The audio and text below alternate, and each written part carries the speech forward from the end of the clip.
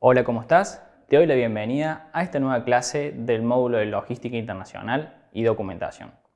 En esta clase continuaremos ampliando en profundidad el resto de los Incoterms. Acá vamos a ver en detalle los Incoterms que pertenecen al grupo C y el grupo D.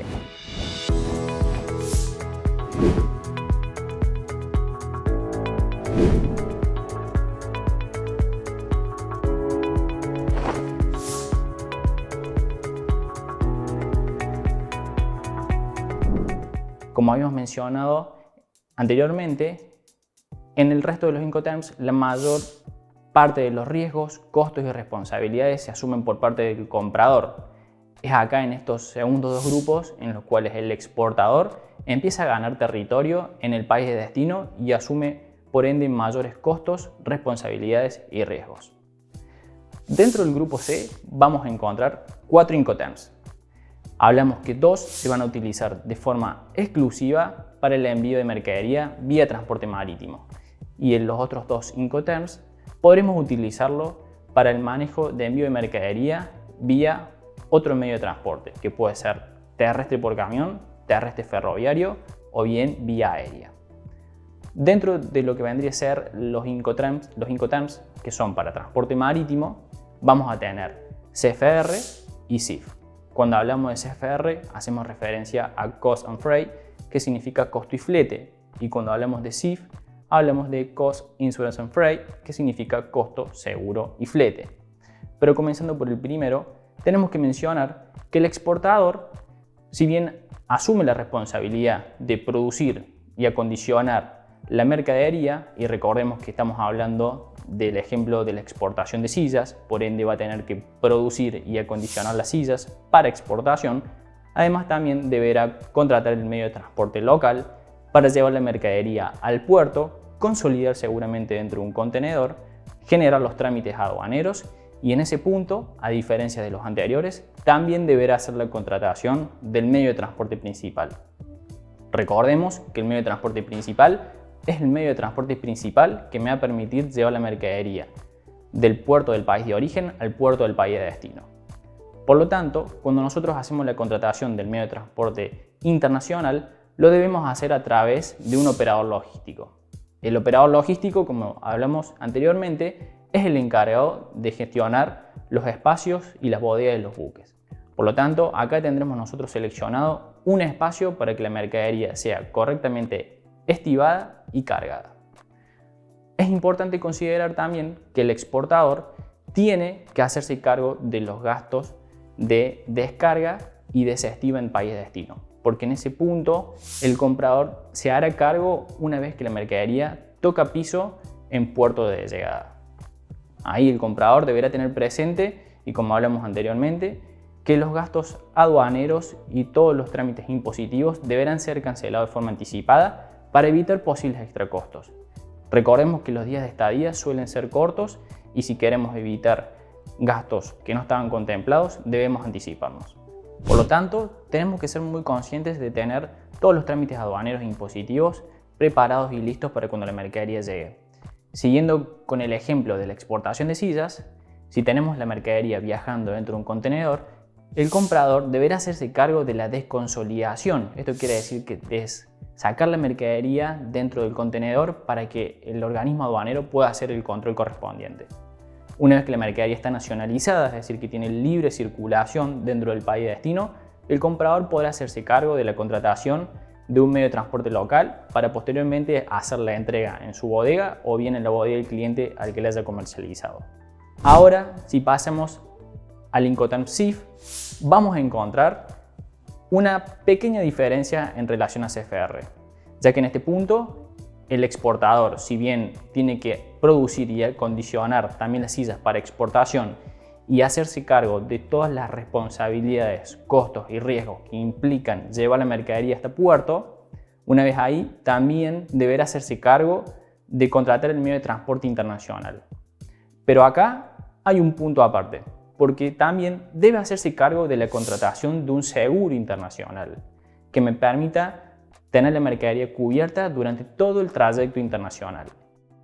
¿Y por qué es importante tener un seguro?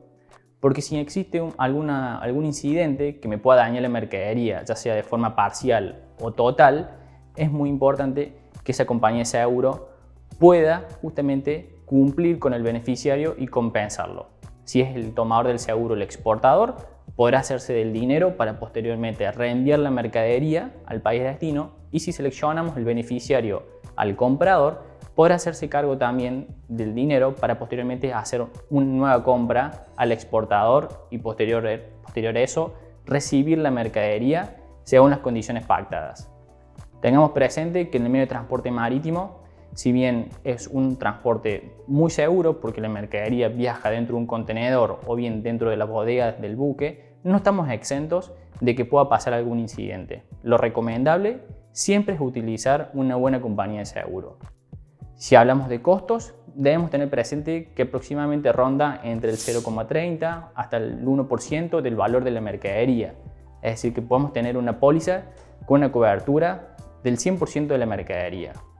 Acá lo recomendable siempre es asegurar la mercadería por un valor superior al valor real, porque de esta forma podemos tener contemplado todos los gastos en los cuales vamos a incurrir en procesos administrativos y también costo financiero, el cual vamos a estar asumiendo hasta que recibamos el dinero por parte de la aseguradora.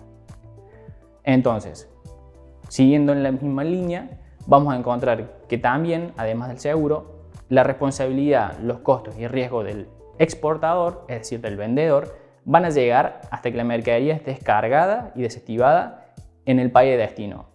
Es ahí en cuando el comprador va a seguir el mismo circuito hasta llegar a su bodega que tuvimos en el caso del Incoterms CFR. Ahora vamos a pasar a ver los otros dos Incoterms que dijimos que se utilizaban para el resto de los medios de transporte. Recordemos que puede ser terrestre vía camión, vía ferroviario o bien vía aérea. Hablamos de CPT o de SIP. Cuando es CPT hablamos de Cost Paid To, que significa costo pagado o transporte pagado hasta, y cuando hablamos de SIP hablamos de Cost Insured Paid To, que significa que tiene costo y seguro pagado hasta. Por lo tanto, vamos a tener una situación similar a CFR y SIF, solamente que va a cambiar porque se va a aplicar para el resto de los medios de transportes. En la práctica es muy común que nos encontremos con proveedores o bien con potenciales clientes que suelen utilizar para el medio de transporte terrestre y aéreo también el Incoterms CFR y SIF, porque se entiende de que juegan de la misma manera. CFR equivale a CPT, es decir, que el exportador, como mencionamos anteriormente, se encarga de todo el proceso y las responsabilidades y riesgos hasta llegar al puerto, y además contrata el medio de transporte principal, haciéndose cargo de todos los gastos hasta la descarga y desestivo en destino. Y SIF y SIP van a corresponder justamente a la responsabilidad del exportador, en la cual además se encarga de contratar un seguro internacional, el cual va a ser fundamental para tener la cobertura total de la mercadería. En el caso que el exportador utilice un Incoterms CFR o CPT, es decir, que no tenemos seguro internacional, siempre recomendamos que el importador tome un seguro por su cuenta. Muchas veces vamos a encontrar que operadores trabajan con pólizas globales, las cuales se utilizan y tienen una cobertura para todas las operaciones y no es para una operación puntual. Por lo tanto, vamos a ver cómo de a poco el exportador va ganando territorio en el país de destino, asumiendo distintos costos, responsabilidades y riesgos. Bien, ahora vamos a hablar del último grupo. Hablamos del grupo D, en el cual vamos a encontrar tres Incoterms. Vamos a hacer referencia a DPU, a DAP y a TDP. En el grupo vamos a encontrar que los mismos se utilizan para exportaciones en las cuales el exportador, como mencionamos anteriormente, asume cada vez más responsabilidades, más riesgos y más costos en el país de destino. Sigamos puntualmente con el grupo D en el Incoterms DAP, que significa Delivered Place. Vamos a encontrar que el exportador, si bien en la exportación de sillas, como ejemplo puntual, más allá del acondicionamiento y producción, y como hablamos anteriormente, llevar la mercadería hasta el puerto, bien, ya sea terrestre o marítimo, deberá también justamente contratar el medio de transporte principal Puede ser que también tenga la opción de contratar un seguro internacional, pero además hacerse cargo de la descarga y desestiva en destino. Una vez ahí, el comprador únicamente deberá hacerse cargo de tener ya listos y los tributos pagados para que el servicio aduanero pueda hacer el control correspondiente.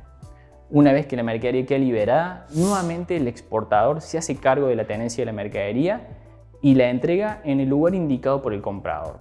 Entonces podemos ver que el exportador asume gran parte y gran riesgo de esta operación.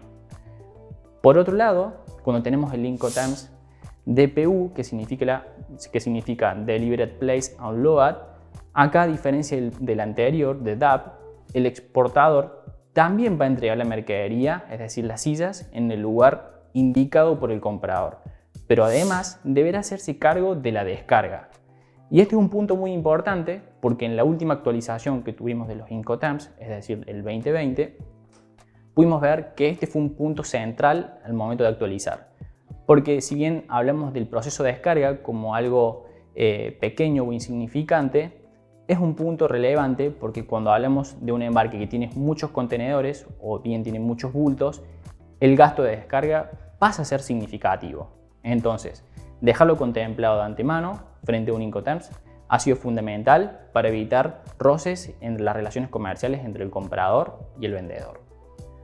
Por último, vamos a tener el Incoterms DDP, que significa Delivery Duty Paid, es decir, que tiene todos los derechos y todos los gastos pagos hasta entregar en destino en el lugar indicado por el comprador. El exportador va a recorrer todo el trayecto que recorrió a lo largo del resto de los Incoterms que vimos hasta ahora. Pero además también deberá hacerse cargo del pago de los tributos y de todos los impuestos correspondientes en el país de destino.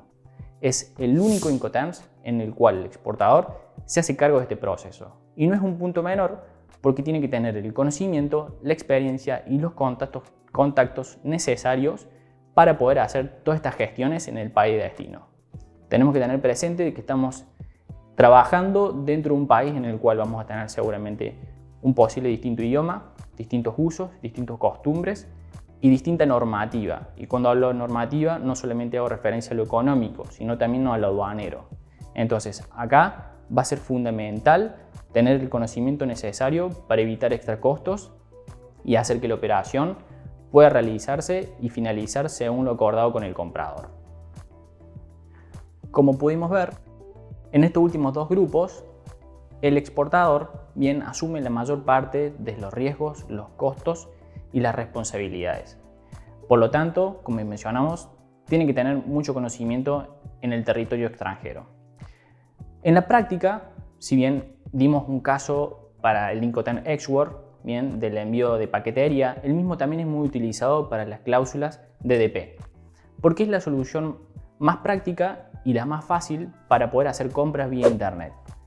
Por otro lado, podemos encontrar que también al momento de pedir o de solicitar cotizaciones, bien, o nosotros tener que cotizar, podemos utilizar también el Incoterms CIF o CFR como una de las alternativas que más se utilizan.